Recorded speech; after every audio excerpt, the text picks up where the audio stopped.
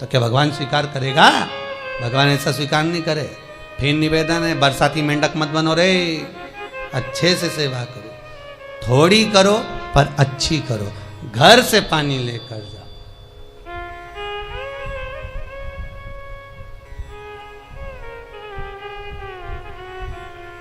कल कोतवाली चौराहे से, हमारे सीहोर के कोतवाली चौराहे से कोई बहन जी आई थी 33 मालपुआ लेके।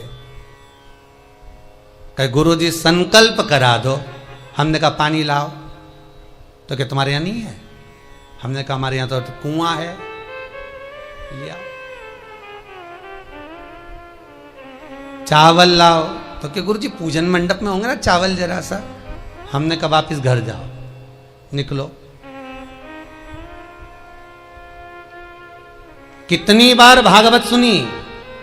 राजा बलि के दरवाजे पर वामन भगवान खड़े हैं। राजा बलि वामन भगवान से कहता है प्रभु आपके एक हाथ में छत्र है, दूसरे हाथ में कमंडल है।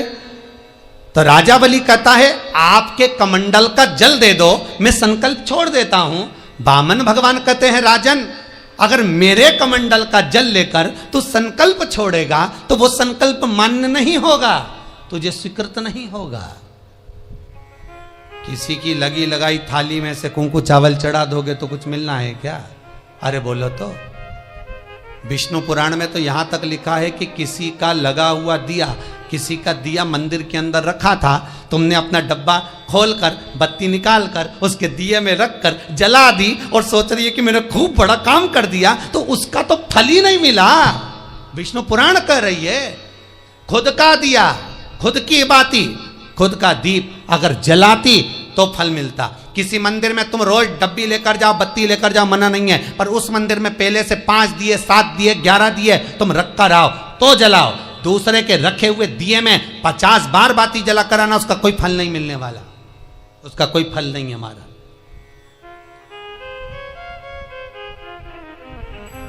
खुद का जल लेकर जाओगे, खुद का लोटा लेकर जाओगे तो फल। यहां तो स्वयं भागवत कह रही है, राजा बलि के सामने वामन भगवान कहते हैं राजन तेरे कमंडल को लेकर आ, उससे संकल्प छोड़, अगर मेरे जल का संकल्प छोड़ेगा तो उसका कोई फल नहीं मिलने वाला। राजा बलि अंदर गया, जाकर भी उसने कर्म बेकार कर दिया। राजा बलि ने क्या, कमंडल लाना था खुद का, उठा लाया शुक्राचार्य जी का।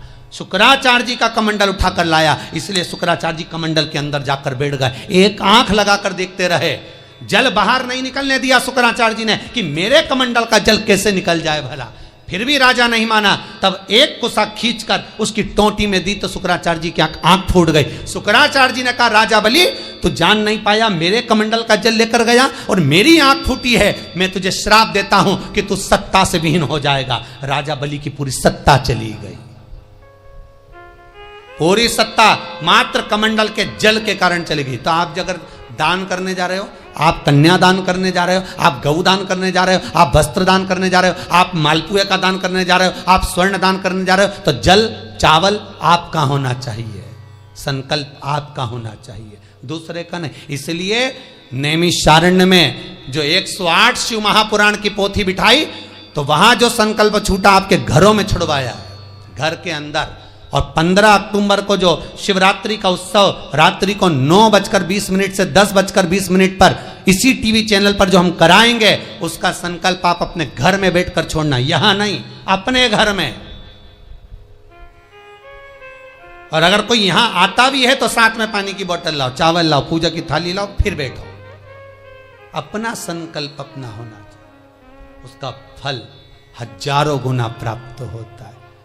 दूसरे का जल, दूसरे का चावल स्वीकार कर लिया, उससे फल की कामना नहीं है हमारा, मिलता नहीं। फिर भले 4 घंटे तक तुम ढोलक बजा बजा के गाओ, तांबा का हंडा में तातो धरा पानी, और नींद आए भोला नवा के रहूंगी, भोले को अपना बना के रहूंगी। शंकर भगवान जी बोले पूरी रात गाए तो भी नहीं आऊं मैं, तो जा गाय को है भोलेनाथ।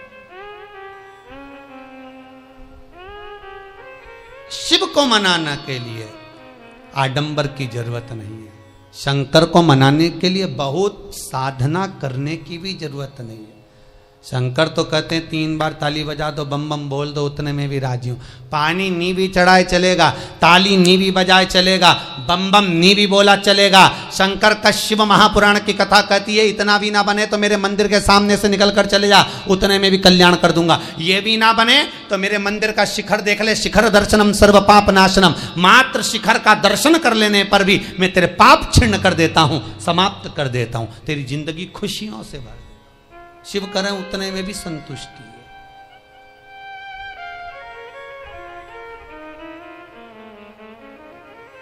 उतने में भी संतुष्टि।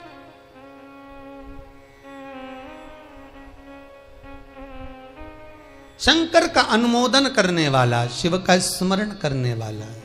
तो अगर मालूम पड़े प्रारब्ध के कारण, कोई कर्म के कारण हमें मिल भी रहा है तो वो समाप्त होगा, वो मिटेगा। और बाबा से कहते रहना ना, भोला सब दुख काटो मारा। बाबा बस कृपा कर कर मेरे दुखों को काटिए। बाबा बोले शिव उस बुजुर्ग से कहते हैं तुम्हें कर्म का भोग भोगना पड़ेगा। बाबा ये कर्म का भोग मनुष्य क्यों भोगता है?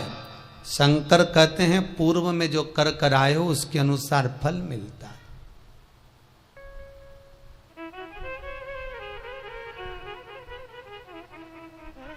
अभी 2 दिन पहले की कथा याद करो। कथा में कहा था खूब भगवान ने धन दे दिया, जिसके घर में 10-10 नौकर लगे और घर का मालिक इतना चड्डा पहनकर, टी शर्ट पहनकर कुत्ते को छी करा रहा है। कथा में कहा था कि नहीं कहा था? तो किसी ने प्रश्न किया था, गुरुदेव इनके घर में 10-10 नौकर लगे, इनके घर के बच्चों को तो नौकरानियां पाल रही, दासियां पाल रही, और सेठ जी अच्छा चड्डा पहन के, टी शर्ट पहन के कुत्ते को छी करा रहा। तो ये कहीं लिखा, अरे गरुड़ पुराण उठाकर देखो ना, ये भी कर्म का भोग है कि तेरे घर में 10 नौकर काम कर रहे हैं और कुत्ते को छी मॉर्निंग वॉक में तू करा रहा। तुमने भी देखा होगा रे, जितने लोग टीवी पे कथा सुन रहे हैं, सही बताओ ईमानदारी से, अपनी अपनी स्वीकृति भेजना हो व्हाट्सएप पे जरूर। देखा होगा कि नहीं देखो, सुबह सुबह लोग कुत्ता इतनी शान से घुमाए, कुत्ता इनंग जाए तो वो इनंग, कुत्ता उधर जाए तो वो उधर। हमें ये समझ में नहीं आया कि ये कुत्ते को घुमा रहा है कि कुत्ता इसे घुमा रहा है। वो इधर जाए उधर, उधर जाए उधर, उधर जाए, कहां करो।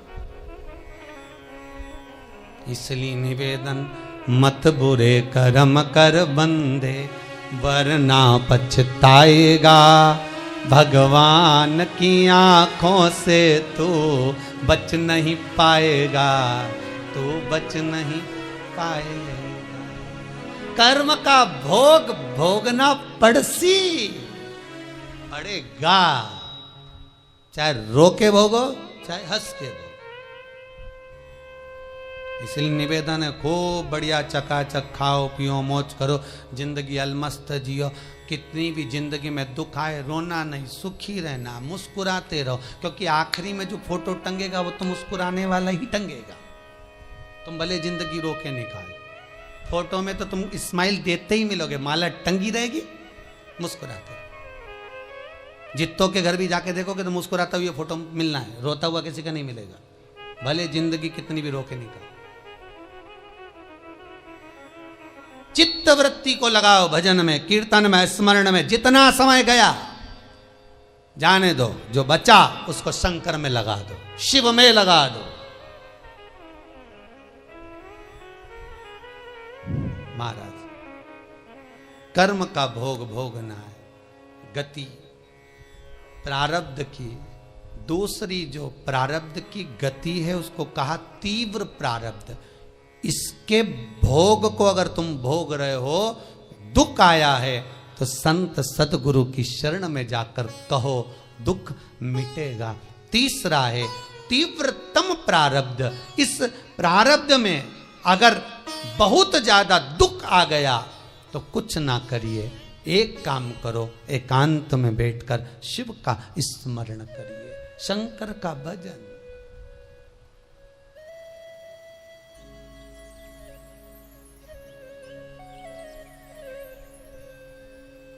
बटकेश्वर महादेव और पिपलेश्वर महादेव।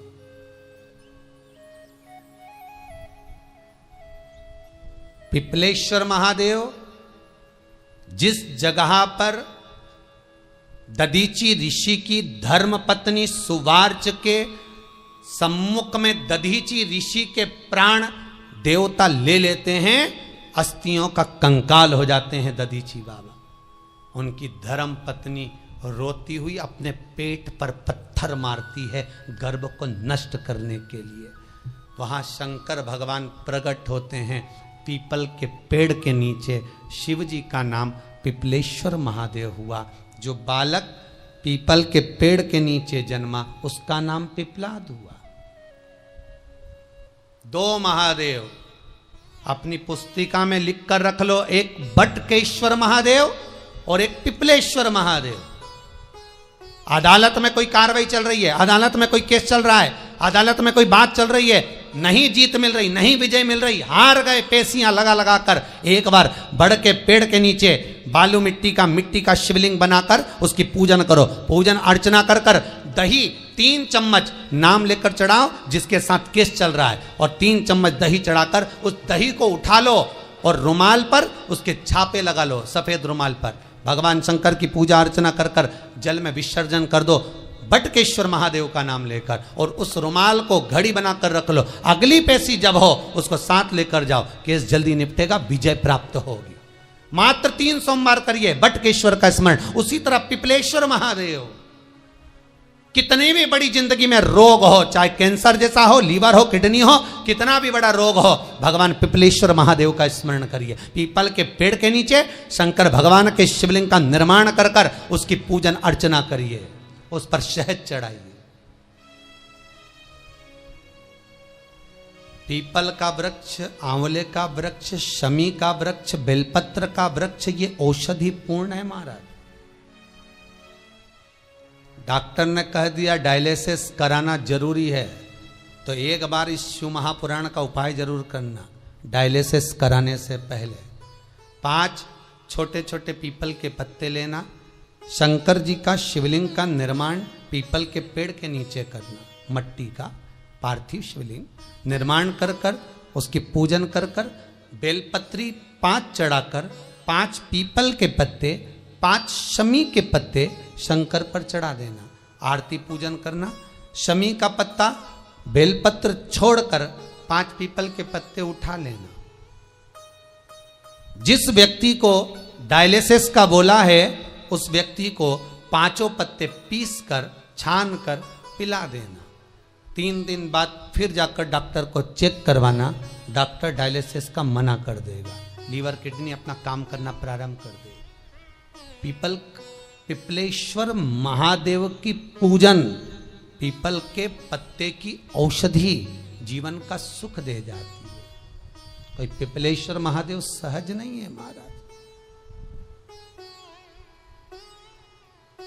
कितना विचित्र वर्णन है, प्रैक्टिकल जरूर करना। सीओर वाला महाराज कहीं झूठ तो नहीं बोल रहा, और व्हाट्सएप पे लिखकर भी भेजना करा कि नहीं करा, क्योंकि शिव महापुराण की लेखनी है। वेद व्यास जी महाराज वर्णन करे, गलत नहीं कर सकते। किसी को बहुत खून निकल रहा है, बहुत एक्सीडेंट हो गया, खून पर खून निकल रहा है, उसको अगर होश है और वो होश में है तो 5 पीपल के पत्ते किसी भी वृक्ष के तोड़कर पिपलेश्वर महादेव का नाम लगकर उसको खिला दो, चबा चबा कर, उसी समय खून निकलना बंद हो जाएगा, रक्त बंद। पिपलेश्वर महादेव का मात्र स्मरण ही सुख दे जाता है, आनंद की अनुभूति करा देता है। मात्र पिपलेश्वर महादेव। बहुत बड़ा ऑपरेशन कराने जा रहे हो तो उसके 15 दिन पहले पिपलेश्वर महादेव का पूजन कर कर, अर्चना कर कर, भगवान शिव का स्मरण कर कर, पीपल के पत्ते की माला बनाकर हनुमान जी को चढ़ाकर फिर ऑपरेशन के लिए जाओ, जिससे दूसरी बार ऑपरेशन की जरूरत ना पड़े। शरीर का जिसका ऑपरेशन है वो अच्छा हो जाए। श्रेष्ठ पिपलेश्वर महादेव, भगवान शिव ओघड़दानी शंकर।